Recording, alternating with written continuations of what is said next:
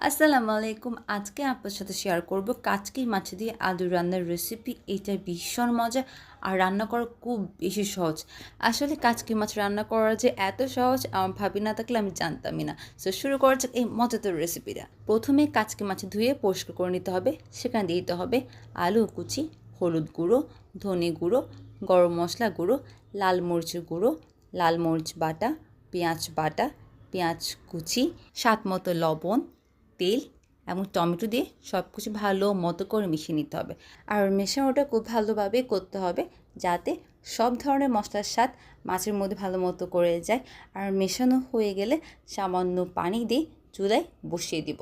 আর মাছ রান্না বসানোর সময় সামান্য পানি দিলেই চলবে, যেহেতু মাছ এবং টমেটো থেকে পানি বের হবে। আর এখানে ভাবি আবারও পানি দিয়েছিল, বাট ওই ক্লিপটা নিতে আমি ভুলে গিয়েছি। মাছ আর আলু প্রপারলি সিদ্ধ হওয়ার আগ পর্যন্ত রান্না করতে হবে। যখন মাছ আলু সব কিছু ভালো মতো করে সিদ্ধ হয়ে যাবে তখন কিন্তু এই রান্নাটা একদম রেডি। একদম শেষে দিয়ে দিব সামান্য ধনেপাতা কুচি। আর এখানে কিন্তু কাচকি মাছ দিয়ে আলু রান্না একদম রেডি খাওয়ার জন্য। এই মাছটা কিন্তু গরম গরম ভাত দিয়ে খেতে ভীষণ মজা লাগে। আপনারা যদি কাচকি মাছ পছন্দ করে থাকেন তাহলে অবশ্যই এই রেসিপিটা ট্রাই করবেন। আর যদি আজকের রেসিপিটা আপনাদের পছন্দ হয়ে থাকে লাইক দিয়ে যাবেন, কমেন্ট করবেন কেমন লেগেছে। আল্লাহ হাফিজ, আসসালামু আলাইকুম, ভালো থাকবেন সবাই।